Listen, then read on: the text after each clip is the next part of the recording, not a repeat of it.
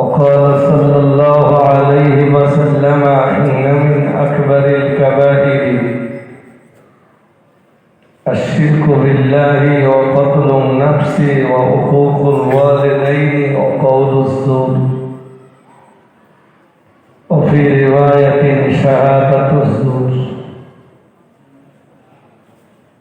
صدق رسوله النبي الكريم.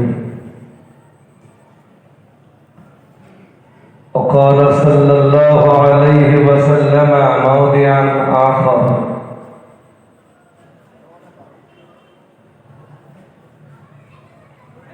الصوم جنة. صدق رسوله النبي الكريم.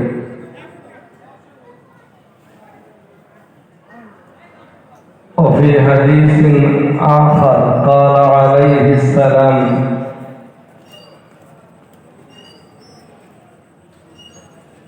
أربع من كن فيه كان منافقا خالصا إلى الآخر الحديث. صدق رسوله النبي الكريم.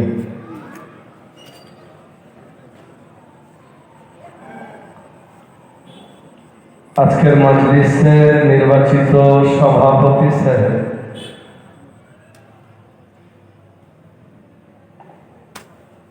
আমন্ত্রিত ওয়ালিদিনে কেরাম,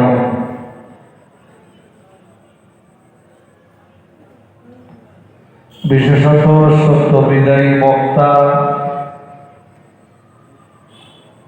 বঙ্গানুর পত্রিকার সম্পাদক মুফতি আব্দুল মাতিন সাহেব, বারাকাল্লাহু ফি হায়াতিহি ওয়া ইলমিহি ওয়া আমালিহি।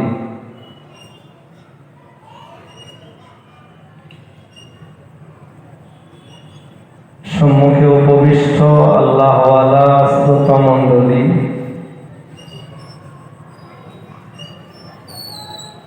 সম্মানিতা পর্দানাসীনা ধার্মিকা আল্লাহওয়ালি মায়েরা,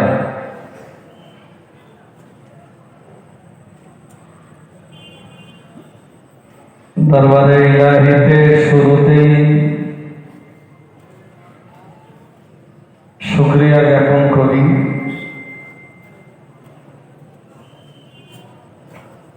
যিনি মাহে রমজানের 12 তারিখের রাত্রে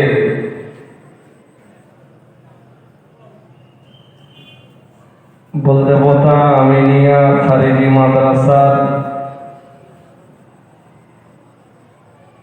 পরিচালন কমিটি ও ইসালে সাব কমিটি যৌথ উদ্যোগে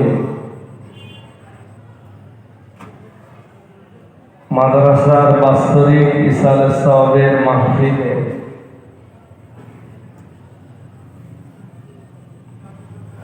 আমাদের সকলকে সমাবেত করেছেন।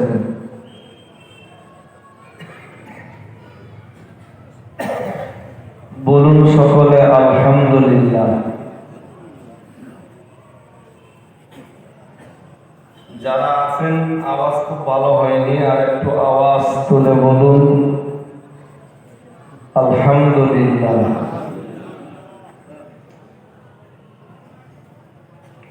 প্রিয় রাসূলের শানে আজকের মজলিস থেকে ভক্তিভরা কণ্ঠে আন্তরিকতার সাথে সকলে একবার সালাতের নজরানা প্রেরণ করি। সকলে ভক্তি ভরে আন্তরিকতার সাথে পড়ি সাল্লাল্লাহু আলাইহি ওয়াসাল্লাম।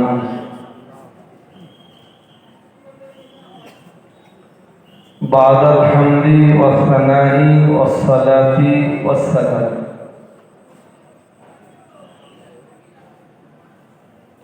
শ্রোতা মণ্ডলী হিসাবে এখনো যারা মজলিসে আছেন, আজকের এই মজলিস তো দীর্ঘ রাত পর্যন্ত চলবে না। আমি শেষ বক্তা।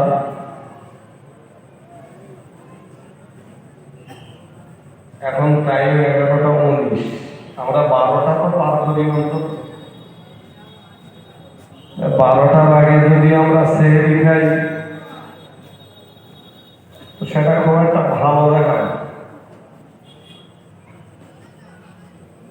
জলসা কমিটির সদস্যরা অনেক চেষ্টা করে আপনাদের জন্য খানা পিনার যে ব্যবস্থাপনা বন্দোবস্ত এখানে করেছেন সেটা তো আপনারা গ্রহণ করবেন। তো আমি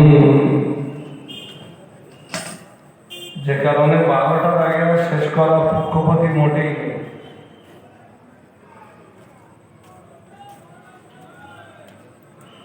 তো আমরা যারা আছি ছোট ছোট করে কোরআন হাদিসের কিছু বয়ান শুনি।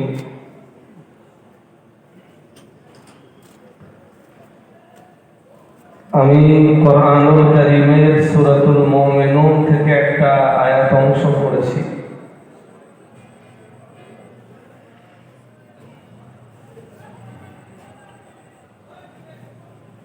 এবং অগণিত হাদিসে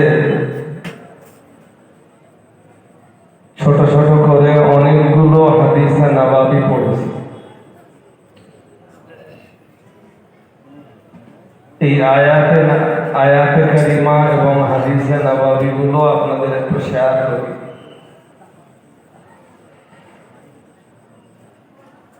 অনেকেই আছেন যারা মজলিসে বসে আছেন কিন্তু একটু অন্য মনস্ক বা একটু অমনোযোগী, অন্য মনস্কতা এবং অমনোযোগিতা ছেড়ে মেহরবানি করে একটু কোরআন হাদিসের প্রতি মনোযোগী হন।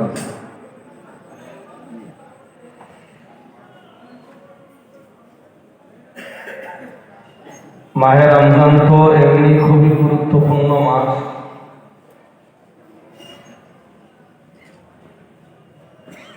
নেকি কুড়িয়ে নেওয়ার মাস। যিনি যেভাবে পারেন, যে পদ্ধতিতে পারেন নেকি কুড়িয়ে নেন। রহমতের মাস, মাগফিরাতের মাস।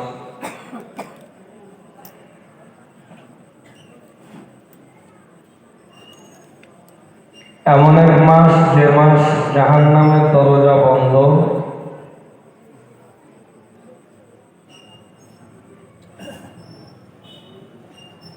এই মাসের 6 তারিখ পর্যন্ত জাহান্নামের কোনো দরজাই খোলা হয় না।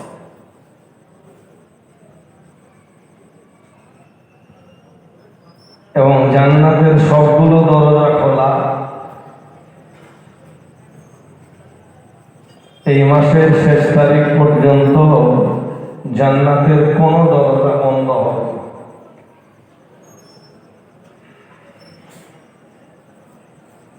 وينادي مناد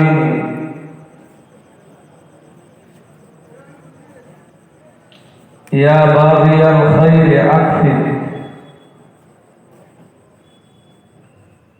এটা তো সেই মাস যে মাসে একজন ঘোষণাকারী ঘোষণা দেন আর বলেন, হে কল্যাণ অন্বেষণকারী, হে সওয়াব অন্বেষণকারী,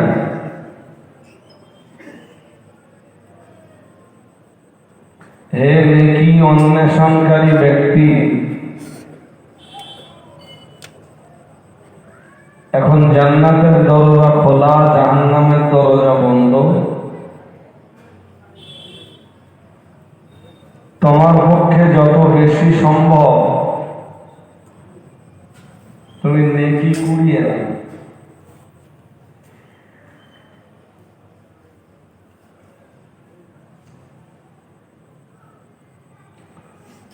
এবং পৃথিবীর পাপের রাজ্যে বিচরণশীল যারা,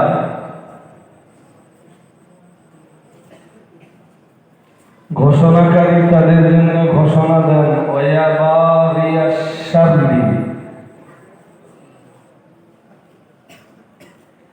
হে পাপন্বেষণকারী,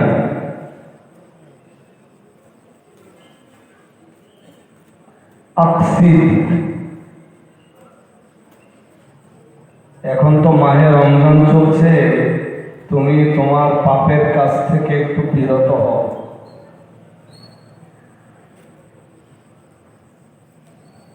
তাসের আড্ডা, জুয়ার আড্ডা, মদের আড্ডা, জেনার আসর,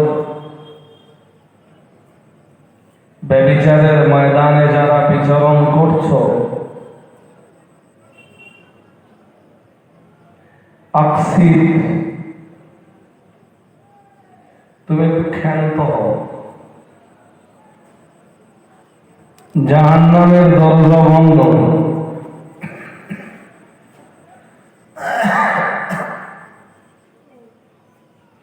এই একটা মাস তোমার পাপের কাছ থেকে তুমি বিরত হও।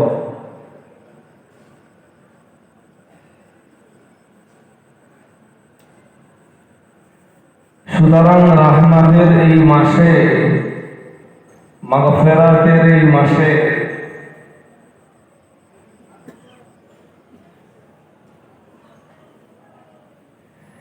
জাহান্নাম থেকে মুক্তি পাওয়ার এই মাসে কেউ যদি নেকির কাজের পরিমাণ বাড়াতে না পারে এবং যদি গুনাহের কাছ থেকে বিরত থাকতে না পারে,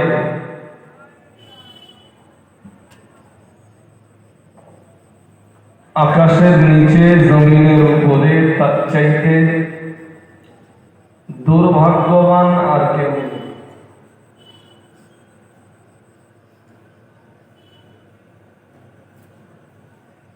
দিনের বেলা সিয়াম, রাতের বেলা কিয়াম, সময় সুযোগ পেলে বেশি বেশি কোরআনুল কারীমের তেলাওয়াত, জিকির, আসগার, তাসবিহ, তাহলিল, তাকবীর, তাসকিন,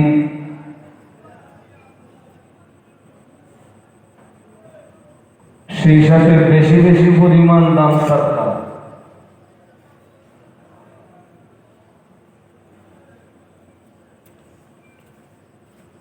আর কি, আর এই মাসে যিনি যে পাপের রাজ্যে বিচরণ করছিলেন, পাপের রাজ্য থেকে নিজের চেহারাটাকে ঘুরিয়ে দেওয়া।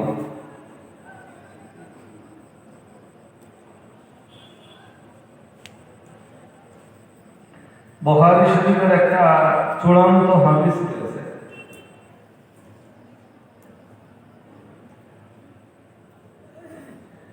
এবারে তো আল্লাহ শুকর, ওয়েদার খুব ভালো, এখনো খুব বেশি গরম রমজানে পড়েনি।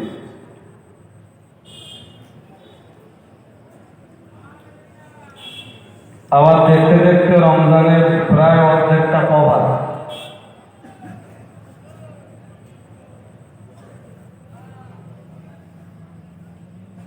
নিতান্ত কিছু কপাল ফাটা ব্যক্তি ছাড়া অধিকাংশ মানুষ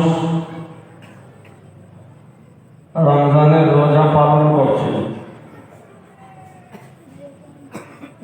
খুব বেশি কষ্ট তো হয় না, কিন্তু বুখারী শরীফের একটা হাদিস আমাদের সবাইকে জানা দরকার।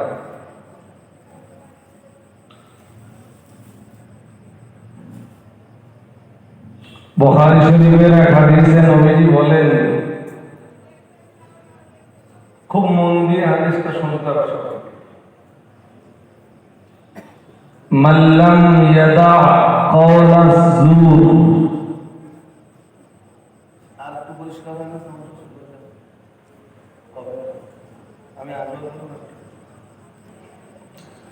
নবীজি বলেন, মাল্লাম ইয়াদা কওলা যুর ওয়াল আমালা বিহি, যে লোকটা ছাড়লো না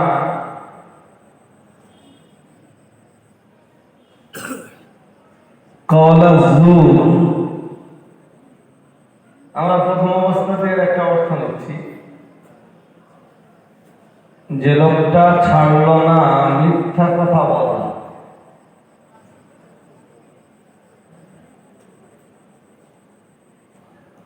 নবীজি পরে আবার বলেছেন ওয়াল আমালা বিহি,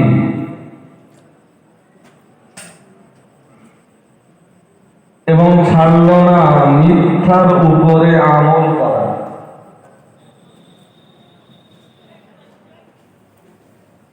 তাহলে এখানে দুটো কথা পাওয়া গেল। প্রথম একটা কথা মন দিয়ে শুনতে হবে, আমি গল্পে গল্পে বলি আর সুর দিয়ে বলি। যে মানুষটা মিথ্যা বলা ছাড়ল না এবং মিথ্যার উপরে আমল করা বন্ধ করল না,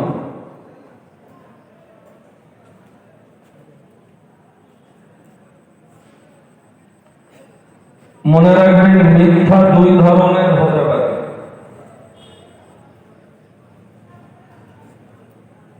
একটা হলো কাউলি বা লেসানি মিথ্যা,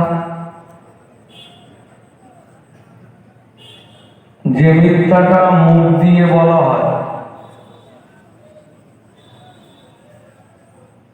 আর একটা আমালি বা ফেরেলি মিথ্যা,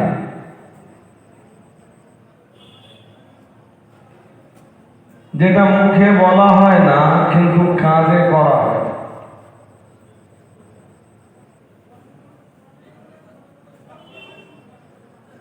এরূপ প্রচুর মিথ্যা আছে যেগুলো মুখে বলা হয় না কিন্তু কাজে করা হয়।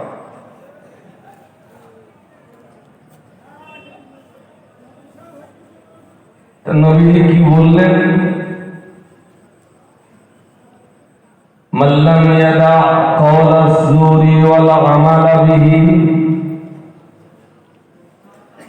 বুখারী শরীফের খুব চূড়ান্ত একটা হাদিস। যে মানুষটি মিথ্যা বলা বন্ধ করল না, মিথ্যা বলা ছাড়ল না, ওয়াল আমালা বিহি, এবং ওর উপরে আমল করা বন্ধ করল না, ফালাইসা লিল্লাহি হাজাতুন ফি আন ইয়াদা তাআমাহু ওয়া শারাবাহু। ওদিকে বাইরে মন কেন হচ্ছে?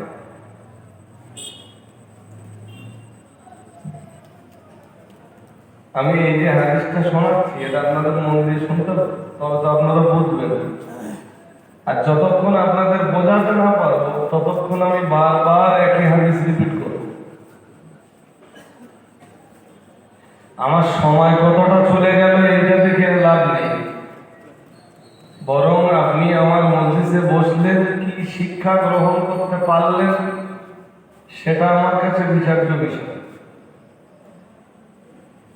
فليس لله حاجة في أن يدع طعامه وشرابه। আল্লাহ পাকের রাসূল জানিয়েছেন তার না খেয়ে থাকা এবং পানি না পান করায় আল্লাহর কি প্রয়োজন আছে?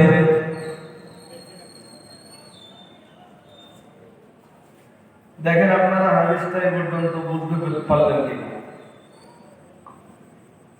যে লোকটা মিথ্যা বলা বন্ধ করলো না এবং মিথ্যার উপরে আমল বন্ধ করলো না,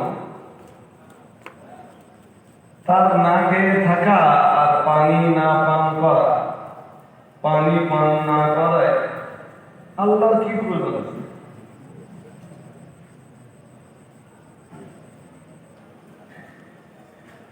এই শেষ কথাটা সারাংশ হলো তার রোজা থেকে লাভ কি?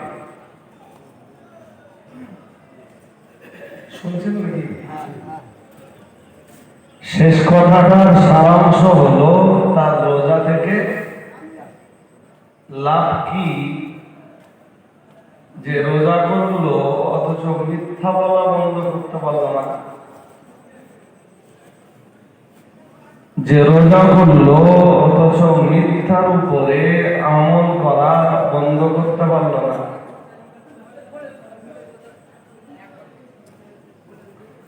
যে রোজা থাকলো রাখতে পারল না,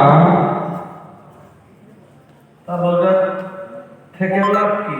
তার নাকে থাকায় আর পানি না পান করায় আল্লাহর কি প্রয়োজন আছে?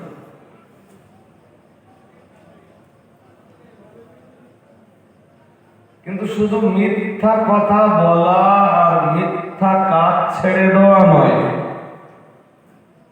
বরং নবী ওখানে এমন একটা শব্দ ব্যবহার করেছেন যে শব্দটা ব্যাপক, যেখান থেকে আমরা মিথ্যার অর্থ নিতে পারি, আবার অন্য অর্থ গ্রহণ করতে পারি।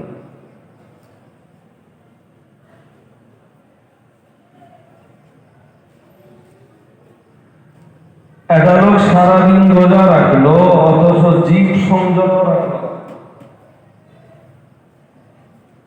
আমরা এক কথায় ওই হাদিসের প্রথম অংশের অর্থ নিতে পারি যে লোকটা রোজা রাখলো অথচ জীব সংযত করলো না, তার রোজা রাখায় লাভ কি আছে?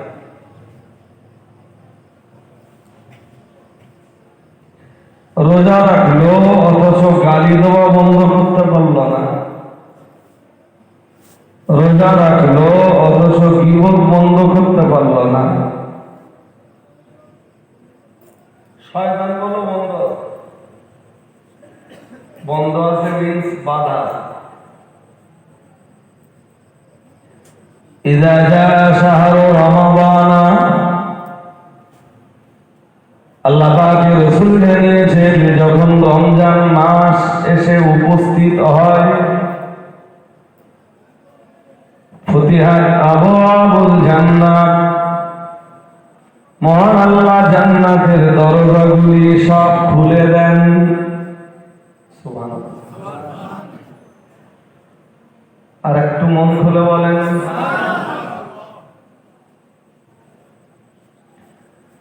পরে নবীজি ওই হাদিসে আবার বলেছেন, অগুল্লিকাত আবওয়াবু জাহান্নাম,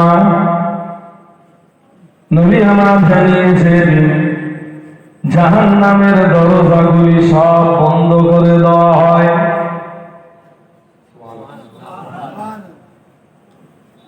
একটু আমার দিকে মনোযোগী না, এখনো ঘুমানোর রাত হয়নি, আর সেহরি খাওয়া রাতও এখনো হয়নি।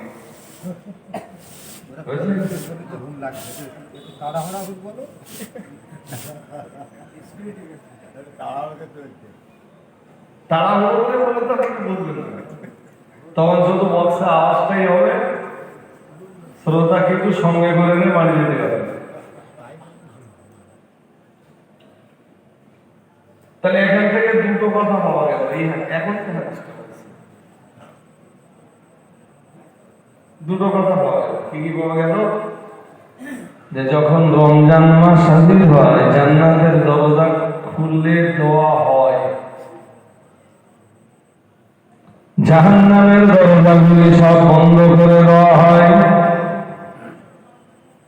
নবী 3 নম্বরে এই হাদিসে বলেছেন, আসুফিদাতিশ শায়াতিন, রাসূলুল্লাহ জানিয়েছেন শয়তানগুলোকে শিকল দিয়ে বেঁধে ফেলা হয়।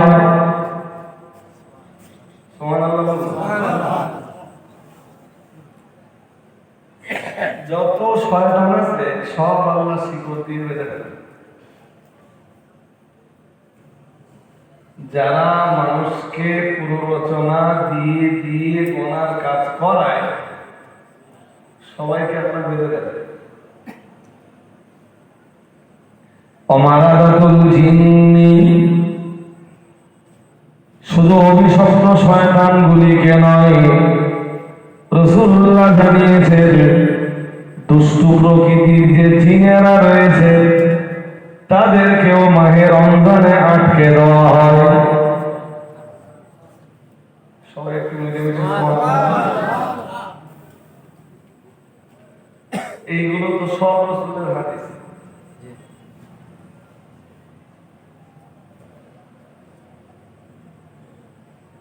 তাহলে যে মাহে রমজানে এই কথাগুলো বুঝবার পরেও রোজার হক আদায় করলো। বুখারী শরীফের আরেকটা হাদিস চ্যাম্পিয়ন হাদিস, মান সামা রমাদান ঈমানান ওয়া ইহতিসাবান গুফিরা লাহু মা তাকদ্দামা মিন যামবিহি আও কামা ক্বালা আলাইহিস সালাম। রাসূলুল্লাহ জানিয়েছেন, মান সামা রমাদান ঈমানান, যে মানুষটি রোজা রাখলো ঈমান সহকারে, ঈমান অবস্থায়, ওয়া ইহতিসাবান, রাসূলুল্লাহ জানিয়েছেন যে মানুষটা রোজা রাখলো ঈমান অবস্থায়, নেকি পাওয়ার বুক ভরা আশায়।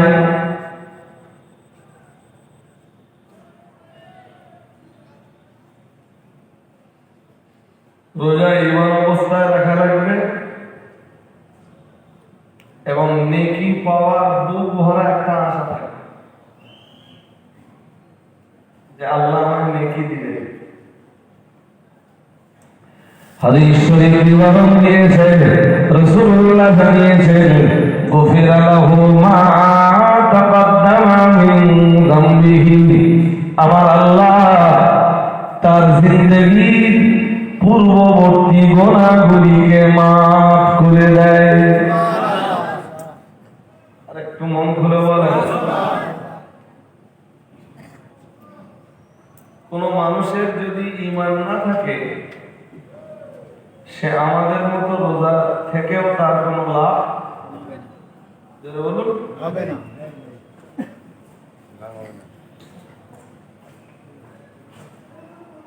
রোজার এই উপকারিতা ঈমানদারদের জন্য নবী আর একটা কথা ওখানে জুড়েছেন, কি?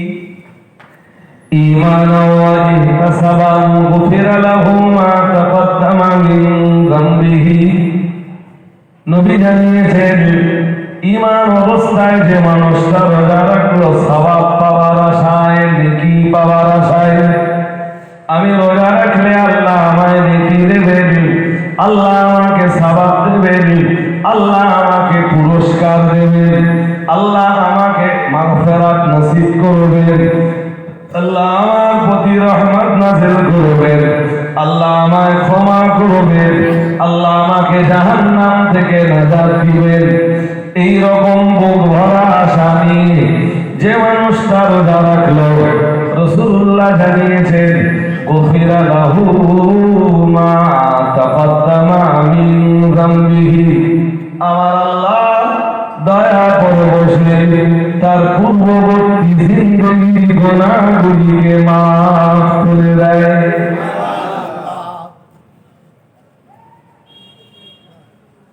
হাদিসটা ওখানে শেষ নয়, আরেকটু আছে। কি আছে? আরেকটু মন লাগান আমার দিকে। ওমান কামা ঈমানান ওয়া ইহতিসাবান গুফিরা লাহু মা তাকদ্দামা মিন যামবিহি। রাসূলুল্লাহ জানিয়েছেন, যে মানুষটা ঈমান অবস্থায় সওয়াব পাওয়ার আশায় তারাবি নামাজে দাঁড়িয়ে যায়। আর একটা বলি আপনারা বুঝতে পারেন, যে মানুষটা ঈমান অবস্থায় নেকি কিংবা সওয়াব পাওয়ার আশায় তারাবি নামাজে দাঁড়িয়ে যায়, গুফিরা লাহু মা তাকদ্দামা মিন যামবিহি, আমার আল্লাহ তার পূর্ববর্তী জিন্দেগীর গুনাহকে ক্ষমা করে দেয়।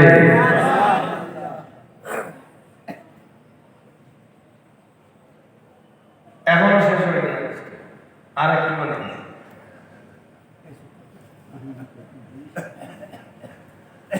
ومن قال ليلة القدر إيمانا واحتسابا غفر له ما تقدم من রাসূলুল্লাহ জানিয়েছেন যে মানুষটা লাইলাতুল কদরের রাতে দাঁড়িয়ে যায়, লাইলাতুল কদরের রজনীতে দাঁড়িয়ে যায় ঈমান অবস্থায় ওয়া ইহতাসাবান নেকি পাবার আশায়, গুফিরা লাহু মা তাকদ্দামা মিন যামবিহি, আমার আল্লাহ তার পূর্ববর্তী জিন্দেগির গুনাহ ক্ষমা করে দেয়।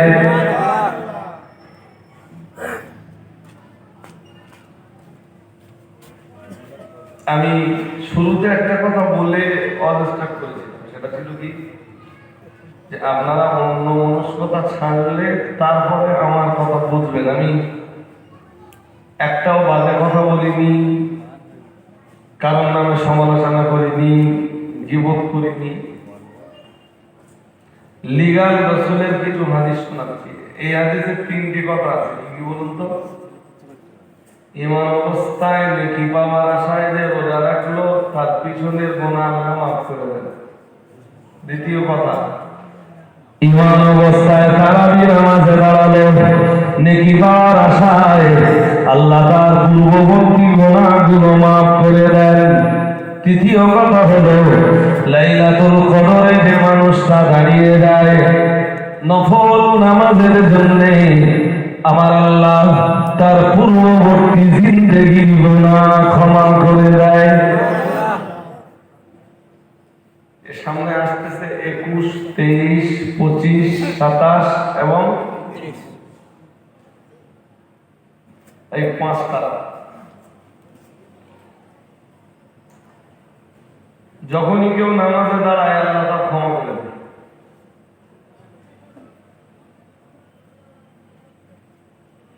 তাহলে যেখানে বলা হয়েছে যে রোজার বিনিময়ে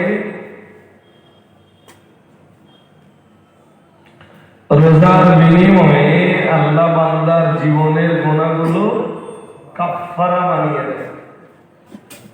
সুবহানাল্লাহ, সুবহানাল্লাহ। এবার একটা হাদিস শুনুন, ভালো লাগবে, খুব মন দিয়ে শুনতে হবে।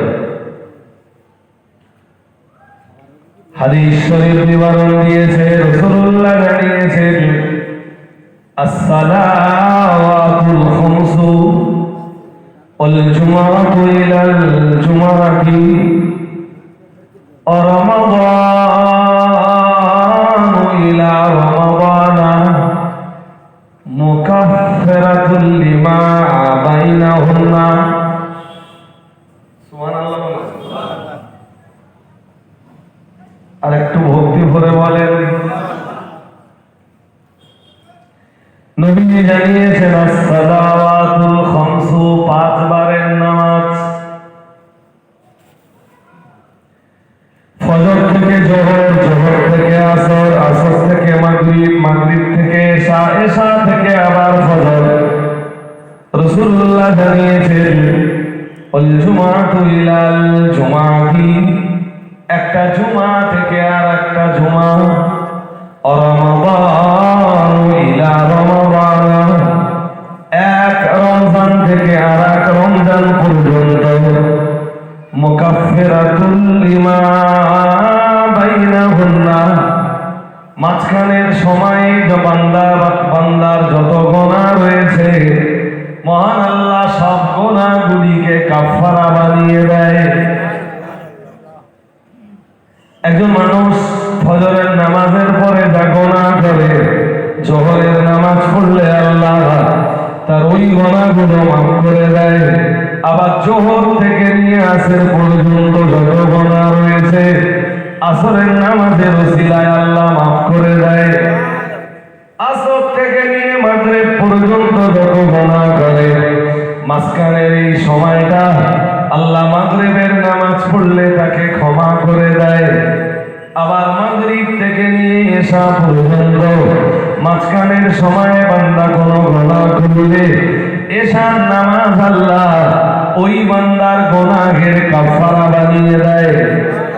এশা থেকে নিয়ে ফজর পর্যন্ত বান্দা যত গুনাহ করে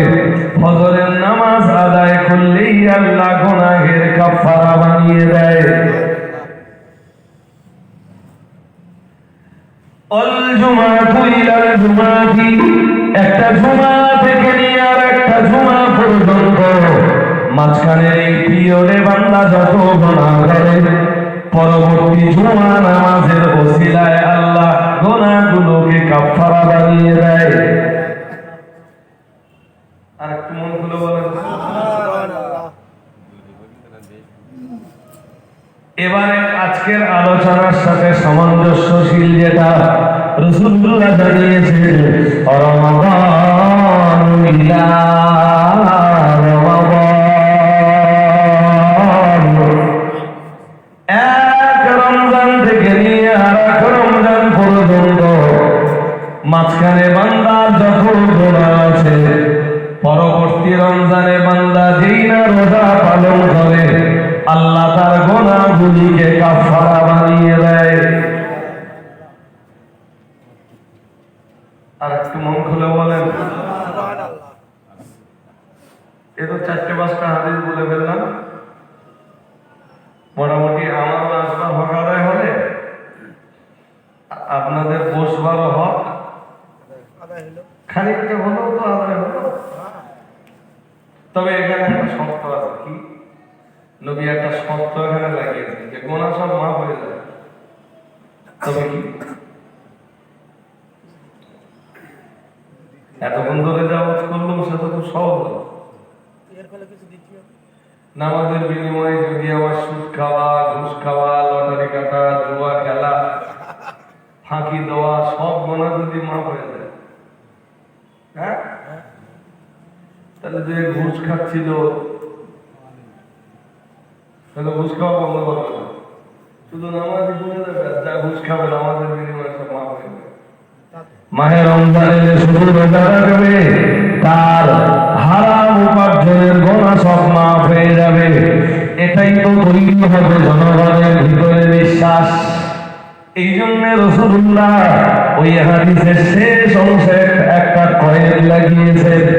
কয়েদ লাগিয়ে রাসূলুল্লাহ জানিয়েছেন, ইযা তুনিবাতিল কাবাইর,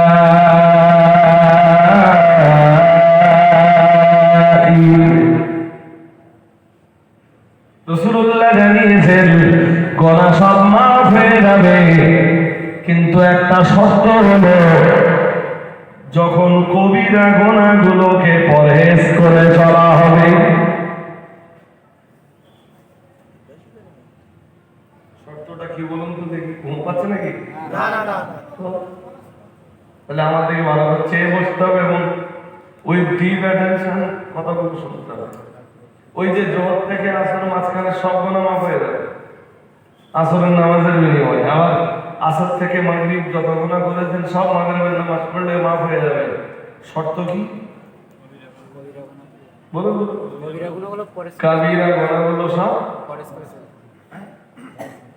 কবিরা গুনাহ কি কি আছে, এই গুনাহগুলো তো সব দড়িয়ে দিতে হবে, একের পর এক বললে হয়ে যাবে, একের পর এক বলতে হবে, তাহলে বুঝতে পারবে। তাহলে এখান থেকে শুরু করে, হ্যাঁ, খানা পিনা, খানা পিনা, আমার গোসল, রেস্ট নাই বাংলা, কালকে ফজর পর্যন্ত আলোচনা করলেও দুনিয়া বরেণ্য আলেমরা এই গুনাহে কবিরার উপরে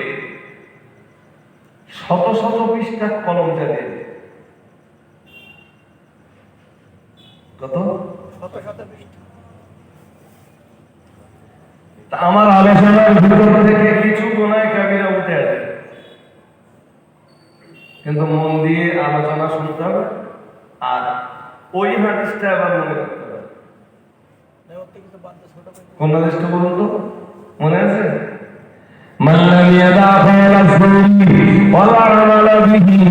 রাসূলুল্লাহ জানিয়েছেন যে মানুষটা রোজা রাখলো অথচ মিথ্যা কথা বলা বন্ধ করলো না, মিথ্যার উপরে আমল করা বন্ধ করলো না, আল্লাহ পাকের নবী জানিয়েছেন ফালাইসা লিল্লাহি হাজাতুন ফি আইয়াদা তামাহু ওয়া শারাবা। রাসূলুল্লাহ জানিয়েছেন তার না খেয়ে থাকা এবং পানীয় দ্রব্য থেকে বিরত থাকায় আল্লাহর কি প্রয়োজন আছে?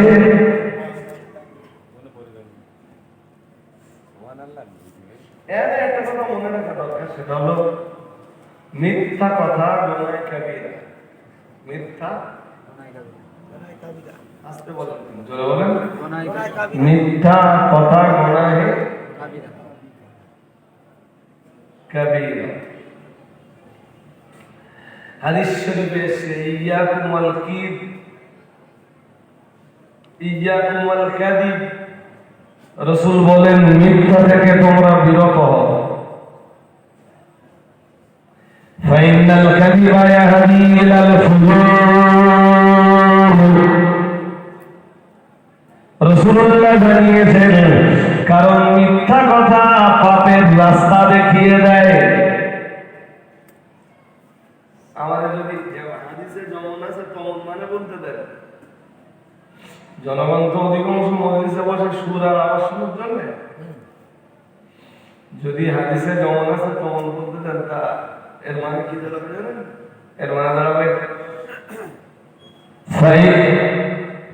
ইয়াকুমুল কাযিবা ফাইনাল কাযিবা ইয়াহদি ইলাল ফুজুর। রাসূলুল্লাহ জানিয়েছেন নিশ্চয়ই মিথ্যা মানুষকে পাপের দিকে হেদায়েত দেয়। পাপের দিকে কি দেয়? জোরে বলেন, হেদায়েত দেয়। মানে এর মানে হচ্ছে পাপের রাস্তা দেয়। পাপের রাস্তা উন্মুক্ত করে দেয় মিথ্যা কথা। পাপের দরজা ওপেন করে দেয়, পাপের দরজা খুলে দেয় মিথ্যা কথা। বলুন নাউজুবিল্লাহ। আরো জোরে বলেন নাউজুবিল্লাহ। এখন যেটা শুনছেন এই হাদিস আমি বলছি, নবী আমার এই হাদিসে পরের অংশে আবার জানিয়েছেন, ও সাহাবীরা মনে রাখো আল্লাহ পাকের রাসূল বললেন ইন্নাল ফুজুরা ইয়াহদি ইলান নার। আর পাপ মানুষকে জাহান্নামের হেদায়েত দেয়। বলুন নাউজুবিল্লাহ। আরো জোরে আওয়াজে বলেন নাউজুবিল্লাহ। পাপ মানুষকে জাহান্নামের রাস্তা দেখিয়ে দেয়।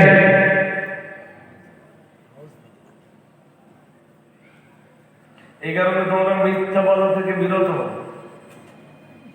আর একটা হাদিস শুনলে একদম পরিষ্কার হয়ে যাবে। নবী বলেন,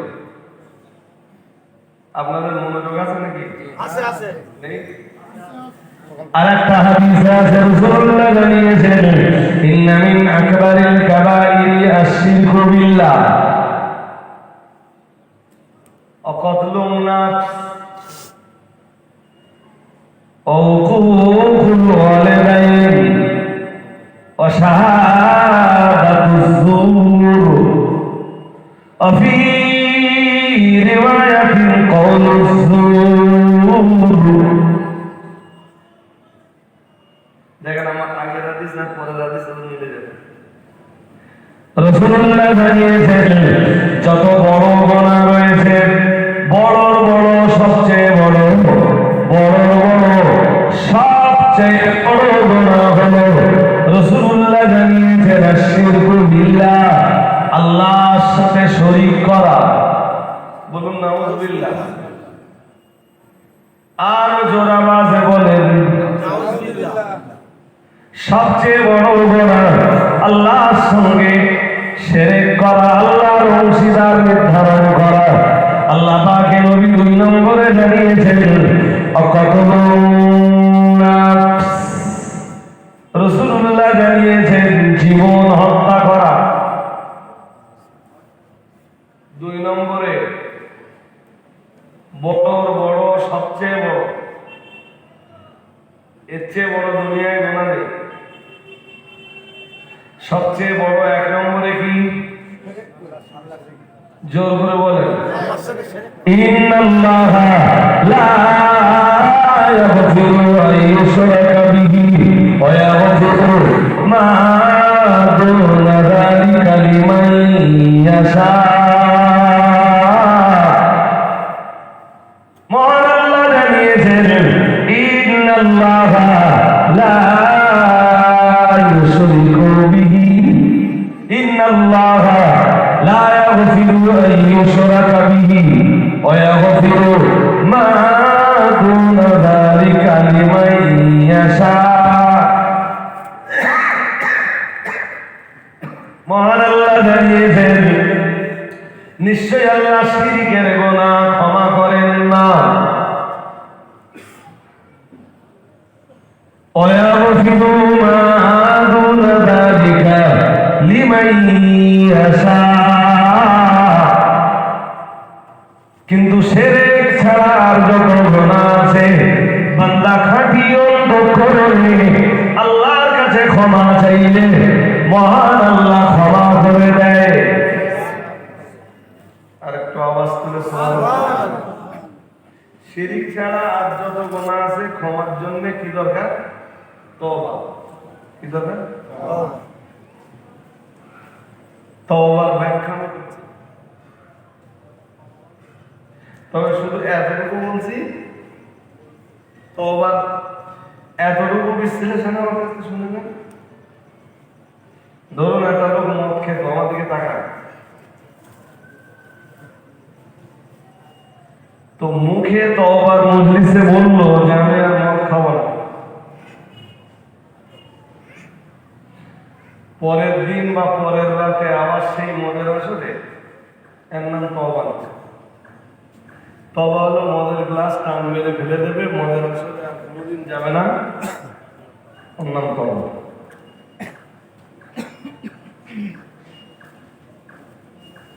শুনছেন নাকি? শুনছেন? একজন মানুষ সুদের ভিতরে জড়িয়েছিল। মানুষটা মুখে মুখে তওবা করলে চলবে না, সুদ থেকে তার জীবনকে আলাদা করতে হবে। ওটাই হবে আল্লাহর কাছে তার তওবা। আর পিছনের দিনে তার বাড়িতে সুদের কোনো মাল যদি থাকে, ওই সুদের মাল ঘর থেকে বার করে দেওয়া, ওর নাম তওবা।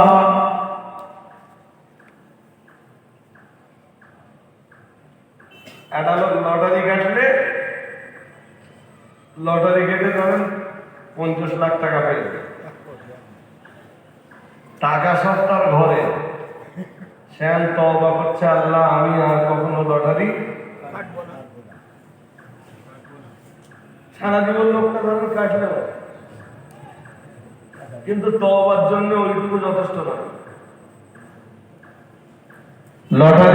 লটারিতে পাওয়া যে টাকা তার ঘরে আছে, ওই টাকা ঘর থেকে বার করা লাগবে, ওর নাম তওবা। তবে আল্লাহ পিছনের গুনাহ ক্ষমা করবেন। চলুন যে হাদিসটা পড়ছিলাম শেষ করে নেই। ইন্না মিন কাবারিল কাবাইরি আশরিকু বিল্লাহি। রাসূলুল্লাহ জানিয়েছেন, বড় বড় সবচেয়ে বড় গুনাহ হলো আল্লাহর সাথে শিরক করা। 2 নম্বরে রাসূল জানিয়েছেন, অকতুলুন নাফস। একটু আগে আপনারা বলছিলেন যে গুনাহ কবিরার আলোচনা করেন, এই যেগুলো বলছি সব গুনাহ কবিরা। 2 নম্বরে রাসূলুল্লাহ জানিয়েছেন, অকতুলুন নাফস, জীবন হত্যা করা। কি করা বলুন? জীবন হত্যা করা। 3 নম্বরে রাসূলুল্লাহ জানিয়েছেন,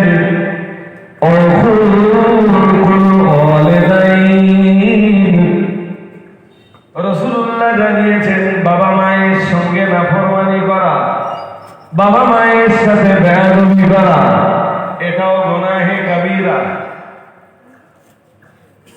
এটাও গুনাহে কাবীরা।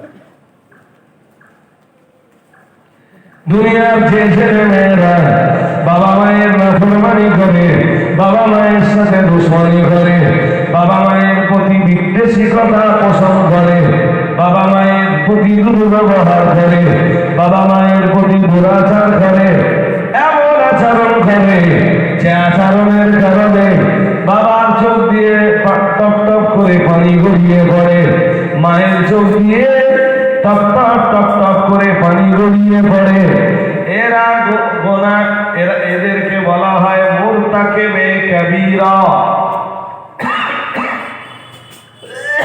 কবিরা গুনাহ সম্পাদনকারী, কবিরা গুনাহ সম্পন্নকারী। ও ভাইরা আমার, রাসূলের ওই হাদিসটা খেয়াল করুন।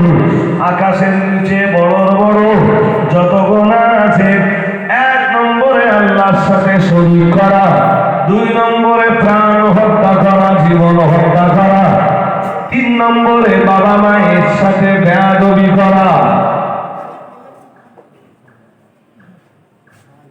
আমাদেরকে মনে রাখবে, বাবা মায়ের সাথে বেয়াদবি করার স্থান হলো 3 নম্বরে। বরং কোন কোন ক্ষেত্রে এটা এসছে 2 নম্বরে বাবা মায়ের সাথে বেয়াদবি করা, আর 3 নম্বরে জীবন হত্যা করা।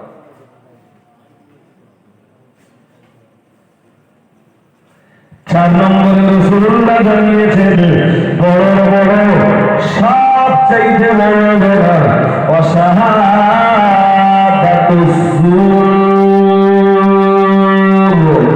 রাসূলুল্লাহ জানিয়েছেন মিথ্যা সাক্ষ্য দেওয়া।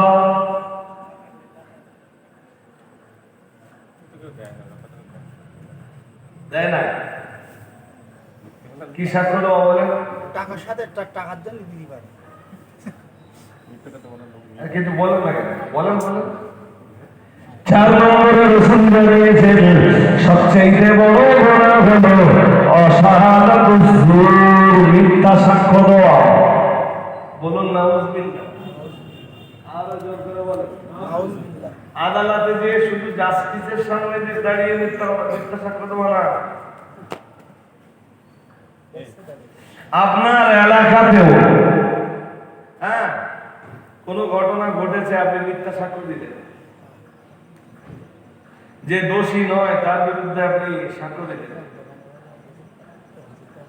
এটা 4 নম্বরে আকাশের নিচে জমিনের উপরে সবচাইতে বলো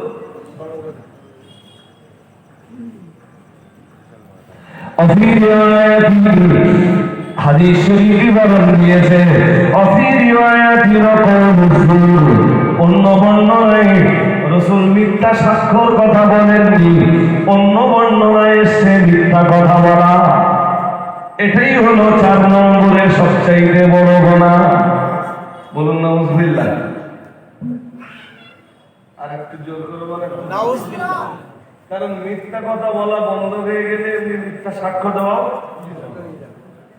এই যে আমার দিকে ভালো করে খেয়াল করুন, বাংলাদেশের সাইদি সাহেব 13 বছর জেল খেটেছে, তারপরে জেলবন্দি থাকা অবস্থাতেই হসপিটালে মরেছে। মরেছে না মেরেছে আজও ক্লিয়ার না, সব আপন জায়গায় থাকে। আমার যেটা বক্তব্য সেটা হলো, এই সাইদি সাহেবের 13 বছরের জেল মিথ্যা সাক্ষীর ফল। কিসের ফল? মিথ্যা সাক্ষীর ফল। আজও বহু মানুষ জেল খাটতেছে মিথ্যা সাক্ষী। মিথ্যা সাক্ষীর ফল ফল ফল। এই জন্য এই মাহে রমজানে বলতে হোতা আমিনিয়া মাদ্রাসার বাৎসরিক ইসালের সওয়াবে আপনারা যারা এসেছেন, আপনাদের একটা কথা আজকে মাথায় নিয়ে বাড়ি যেতে হবে, অন্তত কমাস কম একটা কথা, যে আমি একটা শিক্ষা নিয়ে বাড়ি যাবো, যে আমি জিন্দেগিতে লিপ্ত হব। কেউ পারবে না হুজুর, কেউ পারবে না। তাহলে আর আমার অস্ত্রেরও দরকার নেই, আপনাদেরও শোনারও আর অস্ত্র দরকার না। 12:10 হয়ে গেছে, চলেন আমরা সালামটা পড়ে নিই, এবার দোয়াদানি করে দিই, সেই রেখে আপনারা বাড়ি চলে যাবেন নাকি? সালামটা পড়ে নিই, খুব ভক্তি করে সালাম পড়বো। সালাম আলাইকা ইয়া রাসূল, সালামান আলাইকা ইয়া হাবিবি, সালামান আলাইকা, সালাওয়াতুল্লাহ আলাইকা।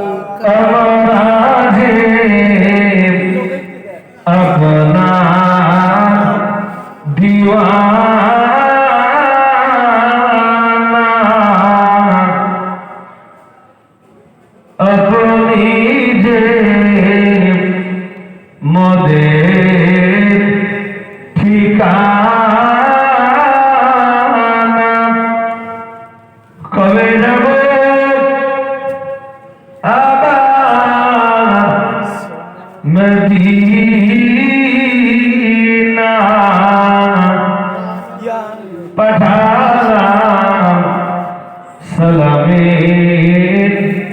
নজরানা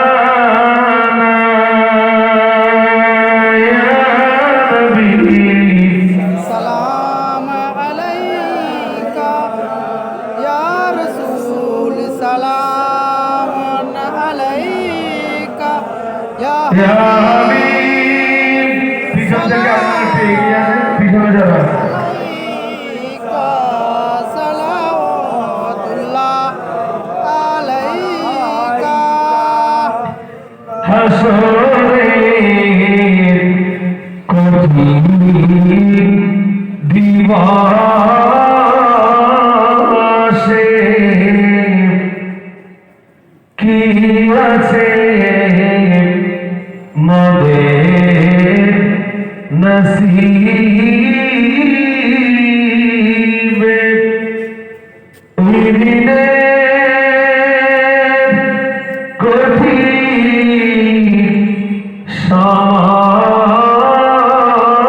সময়ে ভুলো না পাপী উম্মতে ইয়া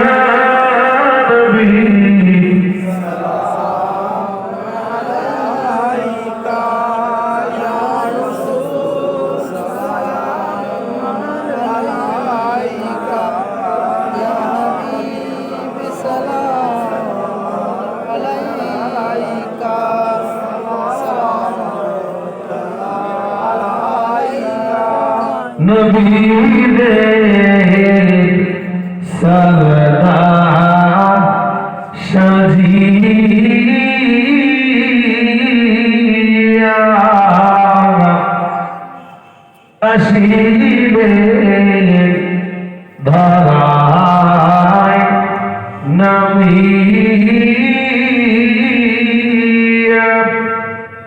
শোনালে কোরআনের বাণী আমেনা নয়নের মনি ইয়া নবী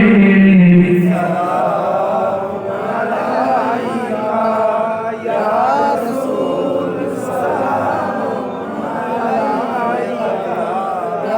হাবিবি সালাম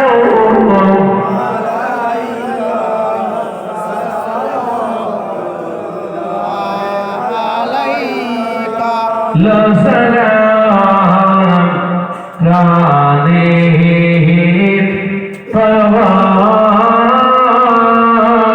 পয়গম্বর আমাদের কাদা ও নাম লড়কে জীবন নেশাবার দেখিব রোজা আপনার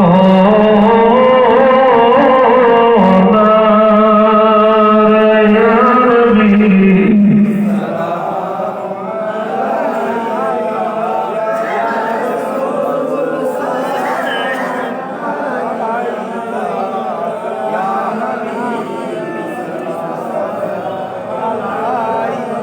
সালাম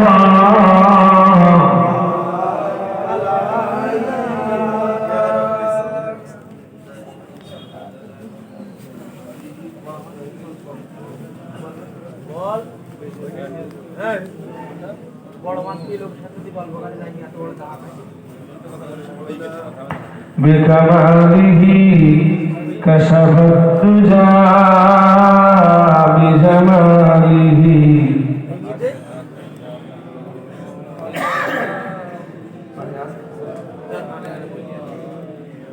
اللهم صل صل على سيدنا مولانا محمد وعلى آل سيدنا مولانا محمد হাজারিনে মজলিস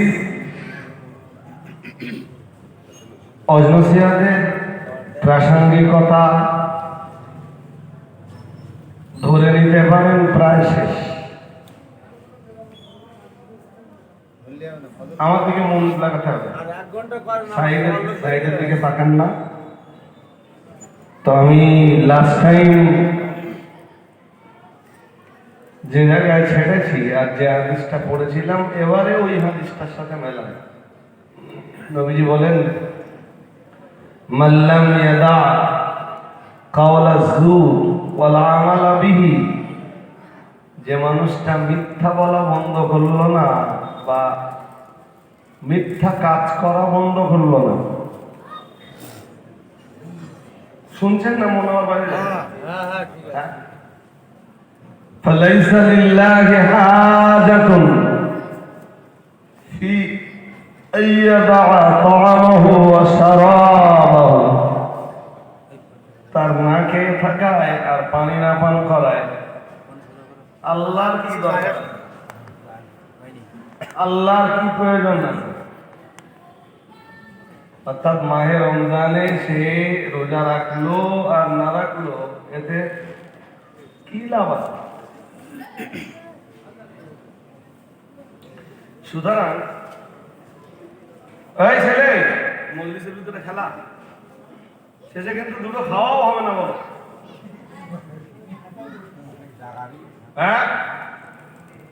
যেই সালাম করেছে বুঝতে পেরেছে ওর মান দেবে।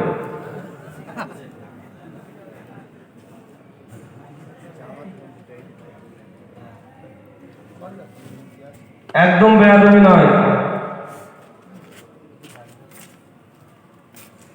এই হাদিস থেকে একটা শিক্ষা নিয়ে বাড়ি যাও, সেটা হলো একটা মানুষ যদি মাহে রমজানে শুধু মাহে রমজানের 1 মাস মিথ্যা বলা এবং মিথ্যার উপরে আমল করা এটা বন্ধ করে, তো বাকি 11 মাস মিথ্যা বলা এমনি বন্ধ হয়ে যাবে। একটা লোক মিথ্যা কথা বলতো, তো 1 মাস মিথ্যা কথা পুরো বন্ধ করে দিত।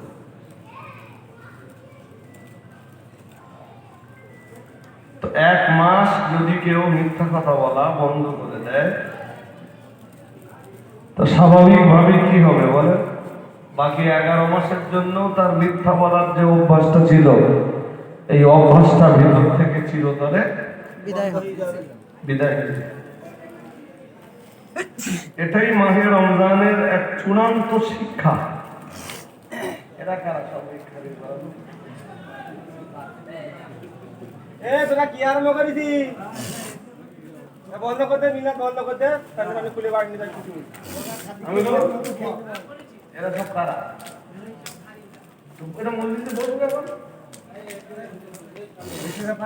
সবাই একটু খানিকক্ষণ বসেন, তারপর যখন মজলিস শেষ হবে আসলে ওরা ওই আপনাদের তার দোয়াজনই ব্যস্ত। হ্যাঁ আবার দেওয়ার জন্য ব্যস্ত, ওরা আপনাদের কিন্তু খাওয়াবে তো।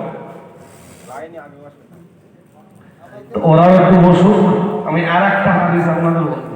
এই যে আমাদেরকে মনোযোগী হতে হবে। বড় মাছ কি গল্প করা হুজুর একটু এই মাহে রমজানে অনেকগুলো হাদিস রাত্রিবেলা শুনলেন আমার কাছে, আলহামদুলিল্লাহ আমি আল্লাহর শুকরিয়া জ্ঞাপন করছি। আর একটা হাদিস কি, قال النبي صلى الله عليه وسلم المسلم من سلم المسلمون من لسانه ويده أو كما قال عليه السلام। একটা ছোট্ট হাদিস এটা কি আছে হাদিসে? আল্লাহ পাকের রাসূল জানিয়েছেন মুসলমান হলো ওই মানুষটা, মুসলিম হলো ওই মানুষটা, মান সালামাল মুসলিমুনা মিন লিসানিহি, যে মানুষটার জবান থেকে অন্যরা নিরাপদ থাকে, নিরাপদ,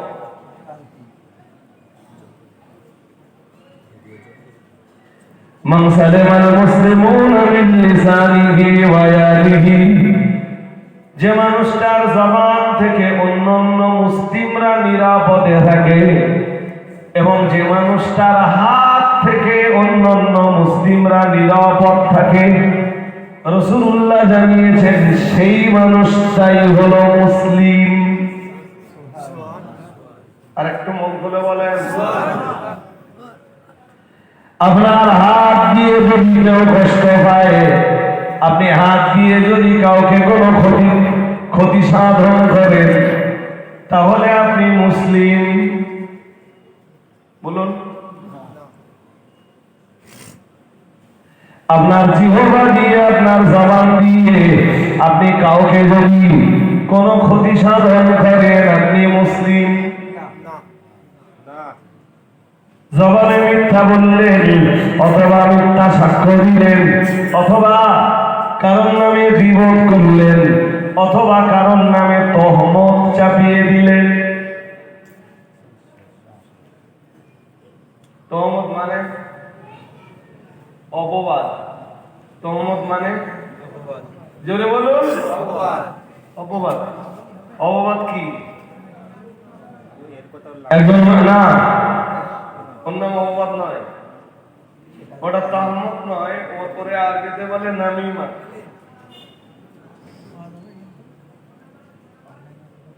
এইগুলো আমরা অধিকাংশ মুসলমানরা জানি না, কোনটারে গীবত বলে, কোনটারে তহমত বলে, কোনটারে নামিমাত বলে। আমরা অধিকাংশ মানুষ জানি না, সব মনে করি যে একদম। একটার নাম গীবত, আমাদেরকে মন দেন। যদি আপনার জবান হেফাজত করতে হয়, তাহলে কোনটা গীবত আপনাকে জানতে হবে। আল্লাহ পাকের নবী, আল্লাহর হাবিব একদিন সাহাবীদেরকে জিজ্ঞাসা করলেন, ও সাহাবীরা, তোমরা কি আমায় বলতে পারো আতাদরুনা মাল গীবা? ও সাহাবীরা, তোমরা কি বলতে পারো গীবত কি? সাহাবীরা বললেন, ক্বালু আল্লাহু ওয়া রাসূলুহু আ'লাম।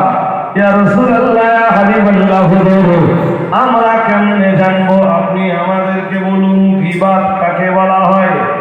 রাসূলুল্লাহ বললেন, কালান নবী সাল্লাল্লাহু আলাইহি ওয়াসাল্লাম, যিকরুকা আখাকা বিমা ইয়াকরাহু। রাসূলুল্লাহ বললেন, তোমার ভাইয়ের নামের এমন কোন আলোচনা, যে আলোচনাটা শুনলে তোমার ভাই, যে আলোচনাটা তোমার ভাইয়ের নিকটে পছন্দনীয় নয়, ওর নাম গীবত। শুনছেন নাকি? হ্যাঁ, আমি ধরুন আপনার নামে কিছু বললাম, যে কথাটা আপনি শুনলে পছন্দ করবেন না, ওর নাম গীবত।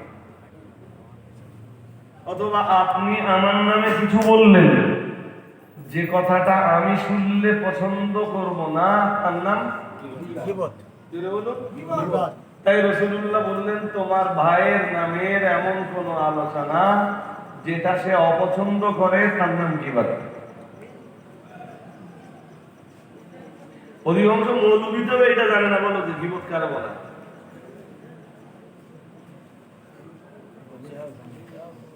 গীবত কাকে বলা হয়?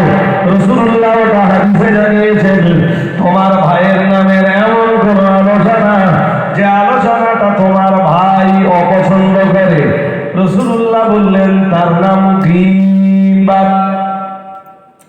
এই পর্যন্ত শোনার পরে আল্লাহ পাকের নবীর এক সাহাবী রাসূলুল্লাহকে বললেন, কিলা আফারাইতা ইন কানা ফি আখি মা আকুল। ইয়া রাসূলুল্লাহ, ইয়া হাবিবাল্লাহ, আমি আমার ভাইয়ের নামে যে কথাটা বলছি, ওই দোষ যদি আমার ভাইয়ের ভিতরে থাকে। শুনছেন নাকি? হুজুর আমি যে কথাটা আমার ভাইয়ের নামে বলছি দোষটা আমার ভাইয়ের ভিতরে যদি থাকে قال النبي صلى الله عليه وسلم আল্লাহ পাক নবী বললেন আল্লাহর হাবিব বললেন তোমার ভাইয়ের ভিতরে তুমি যা বলছো সেই দোষটা যদি থাকেও ফাকাদির তাবাতাহু রাসূল বললেন তখন তো তুমি তোমার ভাইয়ের নামে গীবত করলে। শুনছেন নাকি? তখন তো তুমি তোমার ভাইয়ের নামে কি করলে? এই যে লোক সমাজে প্রচলন আছে না যে শুধু পিছনে বললে গীবত হয়। হ্যাঁ না পিছনে বললে কি হয়? গীবত হয়। এই গীবতের এই সংজ্ঞাটা সঠিক নয়। এটা গীবতের অ্যাকচুয়াল ডেফিনেশন নয়।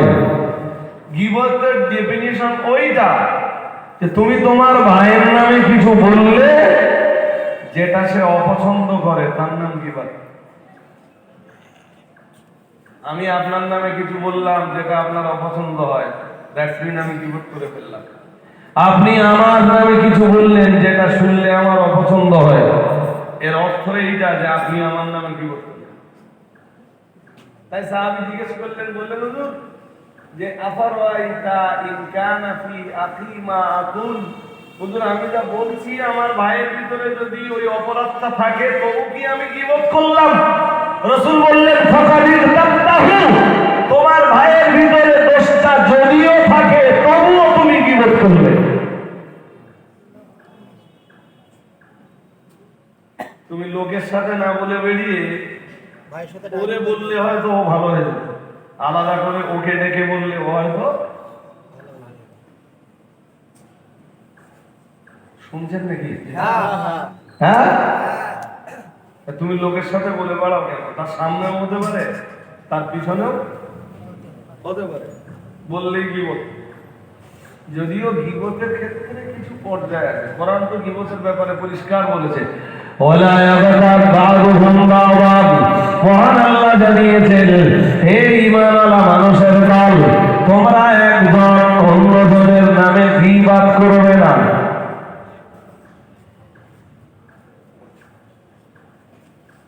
আইয়ুহিব্বু আহাদুকুম আইয়াকুলা লাহমা আখিহি মাইতান ফাকারিহতুমুহু।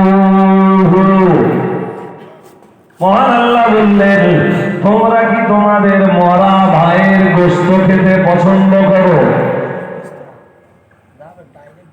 এর মানে এটাই গীবত করা আর মরা ভাইয়ের গোশত খাওয়া দুটোই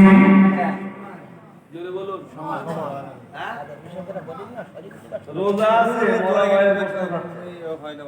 আমার দিকে ভাই কথা হলো, আওয়াজ হলো। রোজা আছে, মরা ভাইয়ের গোশত খাচ্ছে। কিসের মাধ্যমে? জোরে বলুন। এই তো বুঝতে পারছেন। ফেসবুক ঘাটবেন, দেখবেন কিছু আলেম ওলামাও বাকি নেই। রমজান মাসে ফেসবুকে গীবত চলছে। মুখে বলছে না, মুখে বলছে না, হাতে লিখছে।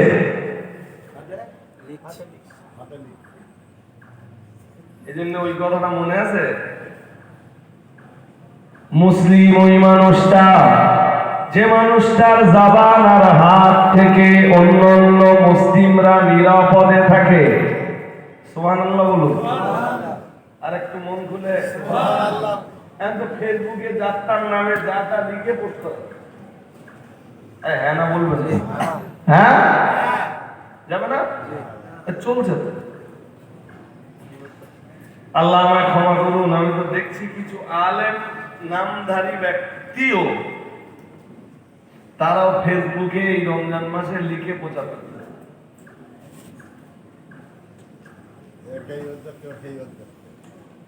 কিবাটা লিখেছে,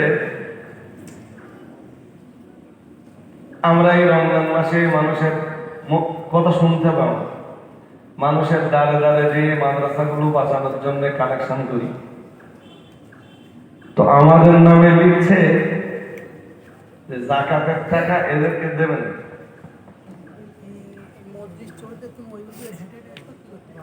শুনছেন নাকি? আচ্ছা বলেন তো, যাকাতের টাকা লোকে আমাদের দেয়? না মাদ্রাসায় দেবে। হ্যাঁ, মাদ্রাসায় মাদ্রাসায় দেয়। তো তার একজন অভিভাবক দরকার, দরকার তো নাকি? অবশ্যই। এখন অভিভাবক যদি তসরুফ করে, আত্মসাৎ করে, নিজে খেয়ে ফেলে, তার জবাব নেওয়ার একজন আছেন না নেই? আছে। জোর করে বলেন। অবশ্যই আছে। সে আমি হই, আর একজন হোক, আর একজন হোক, আর একজন হোক, আর 5 জন হোক, আর 10 জন হোক, ABC XYZ যেই হোক, জনগণের মাল আত্মসাৎ করলে তার জবাব নেওয়ার একজন আছেন না নেই? হ্যাঁ, কিন্তু কেউ যদি হয় আলেম, সে অমুক প্রতিষ্ঠান এদের প্রতিষ্ঠানগুলোতে আপনারা দান করবেন না, একথা বলার অর্থই হলো ডাইরেক্ট না হলেও ইনডাইরেক্ট মাদ্রাসাগুলোর প্রতি দুশ্মনী করে। এও চলছে রমজান।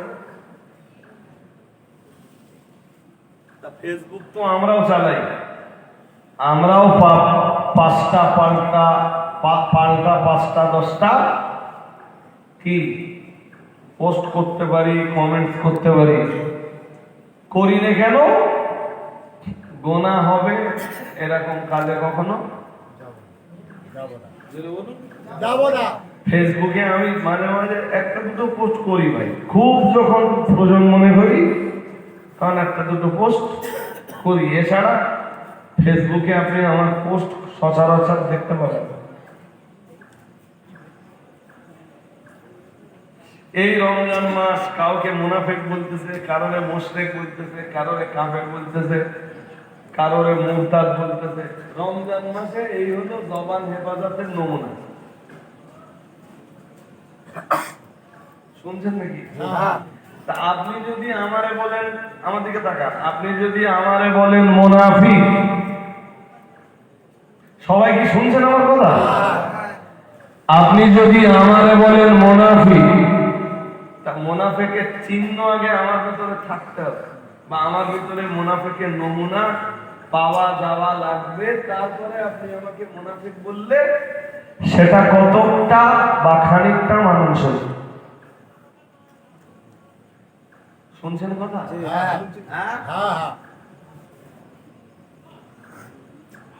আর যদি আমার ভিতরে মুনাফিকের নমুনা না থাকে,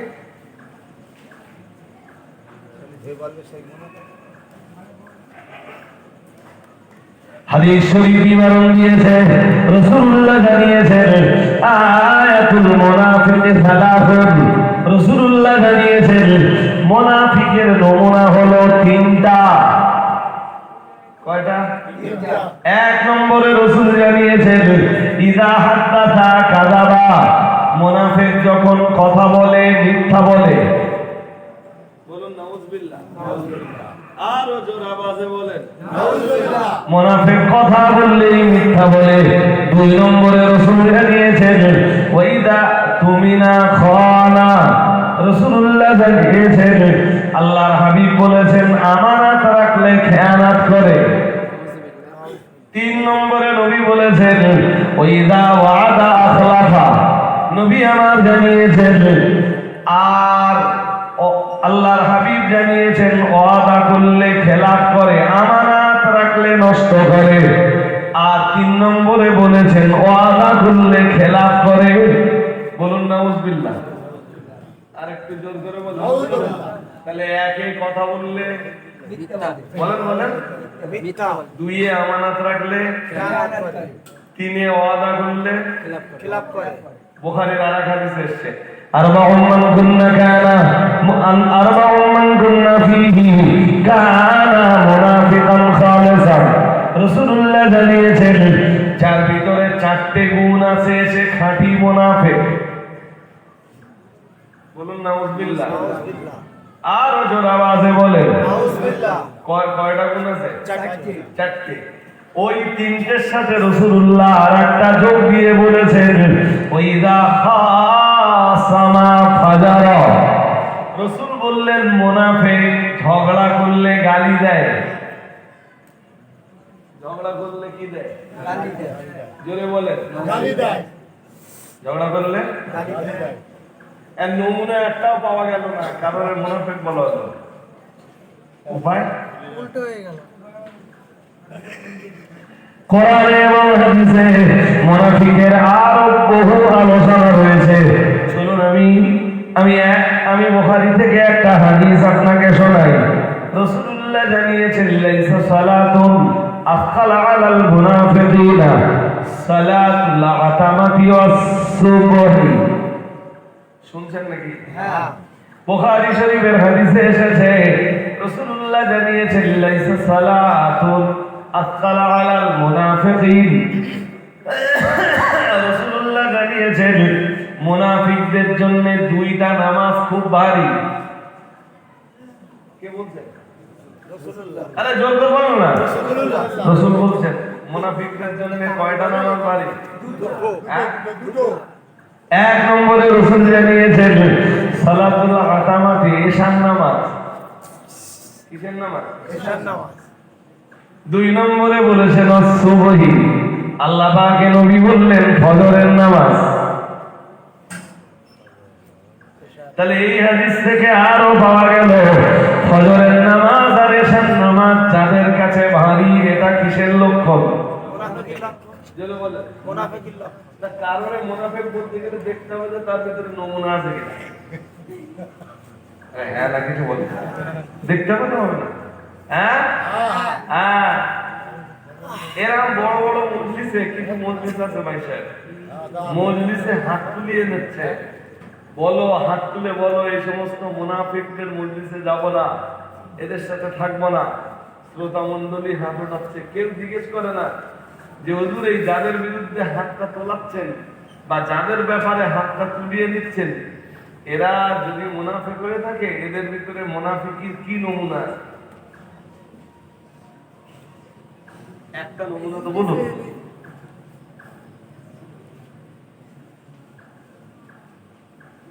আমার কথা বুঝতে পারছেন?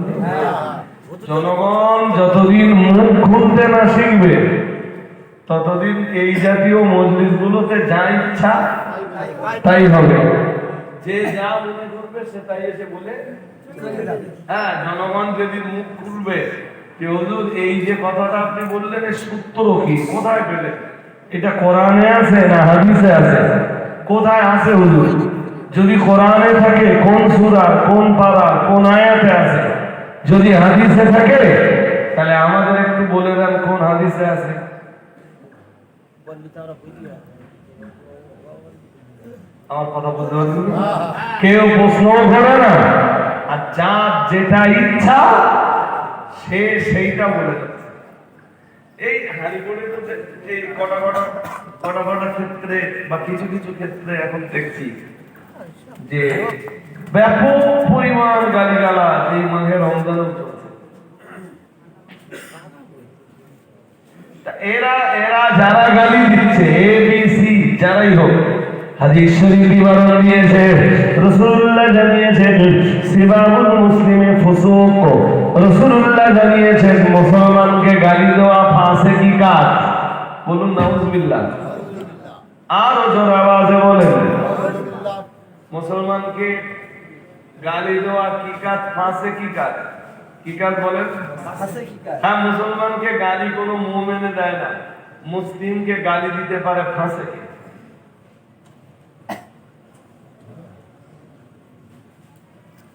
আমি তো এভেলেবেল বলি, এভেলেবেল।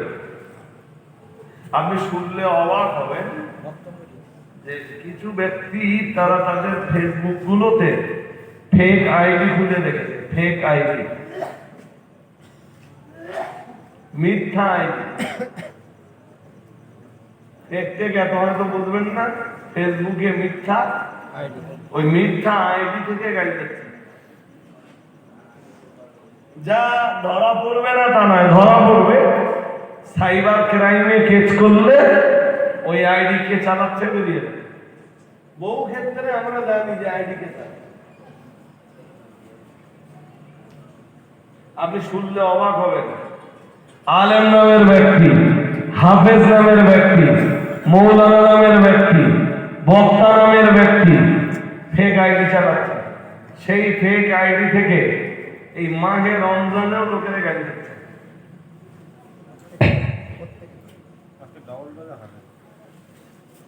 হ্যাঁ, তা এদের কি ন্যূনতম আল্লাহ ভয় নেই?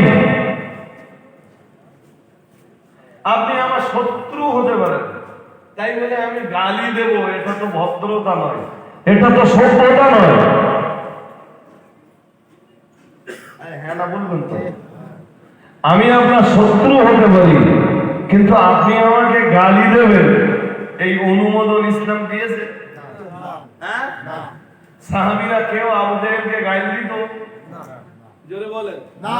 রাসূলুল্লাহ দিতেন না। আবু জেহেল তো নবীর চরম দুশমন ছিল। শত্রু হলেই, দুশমন হলেই গালি দিতে হবে, এইটা ইসলাম শেখায় না। আমার কথা শুনতে হচ্ছে? আল্লাহ আমাদের সবাইকে বুঝবার তৌফিক নসিব করেন, বলুন আল্লাহুম্মা আমিন। রমজানে বিশেষ কিছু আমল আছে, আমি বহু মজলিসে বলি, আজও বলছি, অনামাস শেষ এবার বিশেষ আমলের প্রথম আমল। এই কই চলে যাচ্ছে কেন? ভাত খাবি না? শেষ করতে হবে না তো। ওই কত কথা বললি হয় সামনে বসে। ও চলে যাচ্ছে কেন? এইরকম হবে। এ হচ্ছে ভক্ত মুরিদ হুজুরের ভক্ত। ওর প্রেশার লেগে গেছে। 65 দিন মিলাদ নাশনে থাকতে হবে। এ তাড়াতাড়ি আসবি করছি, আমি শেষ করে দিচ্ছি, বলো। তো কি বোঝাচ্ছিলাম? ও রমজানের কিছু আমল আছে, যে আমলগুলোর প্রথম আমল হলো দিনের বেলা রোজা,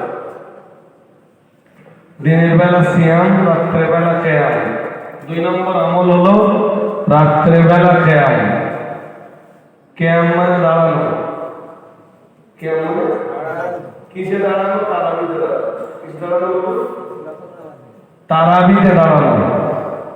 দিনের বেলা সিয়াম, রাতের বেলা কিয়াম।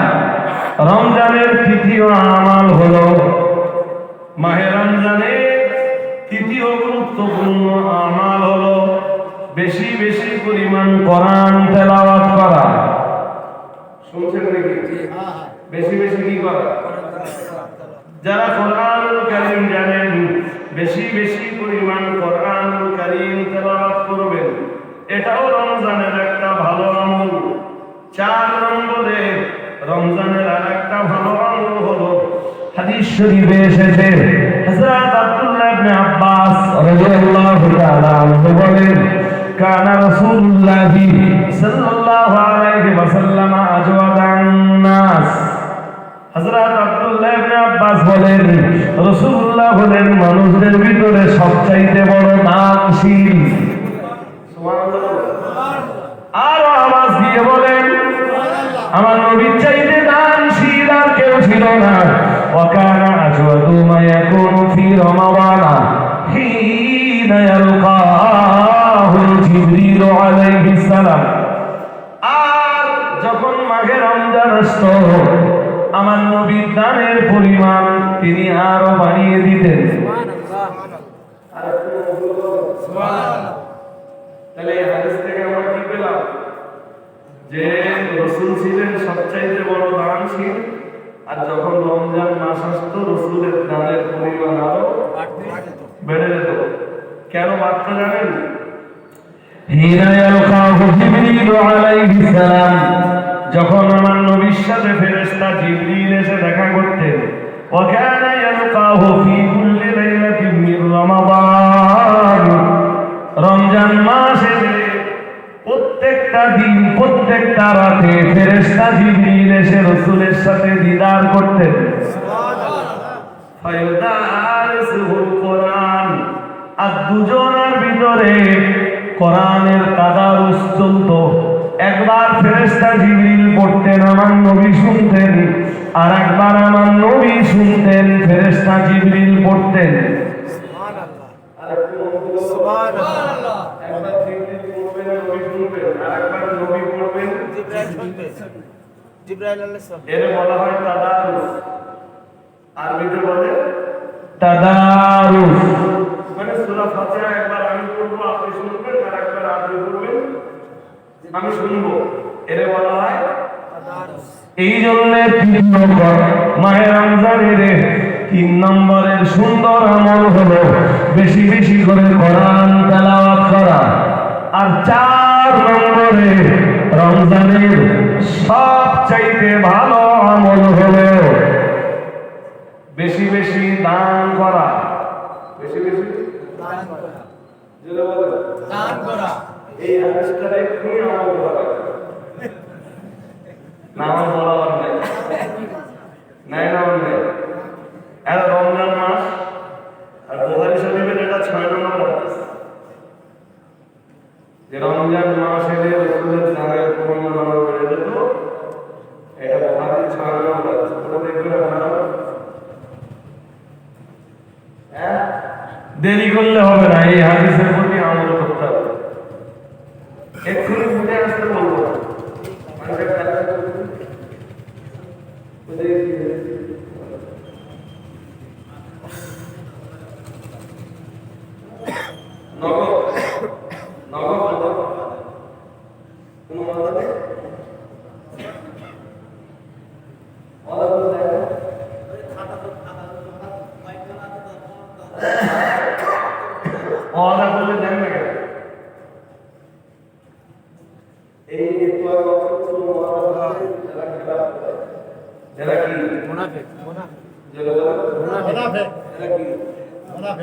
মানুষের কাছে মুনাফিক।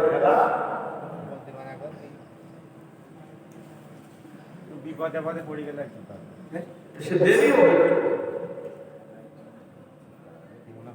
হ্যাঁ, বসিলেন আপনি 20 বছর হয়ে গেছে। 20 বছর কি করলে আরে সেও আবেগে করি ফেলে না কি বলছে বলছে গরিব মানুষ অদা করে ফেলেছে তো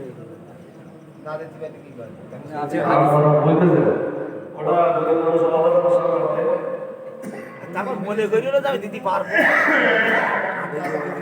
বলছে হাদিস কেটে দিয়ে ফেলবে। আপনি খেতে পারবেন 50 গ্রাম চালের ভাত, 500 গ্রাম চালের ভাত হয়ে যাবে। সে আবেগে করে ফেলেছিল। আমার কথা বুঝতে পারেন? আবেগ ভালো আছে, আবেগকে ভালো। যাক, অদা বেশি দিতে হবে না। অন্তত আমি 10 জনের লোকের নাম চাইবো, 1000 টাকা চাইবো। অদাটা খারাপ করবে। আগামী 1 বছরের ভিতরে এই 10 জন লোক 1000 টাকা একটু বলে ওই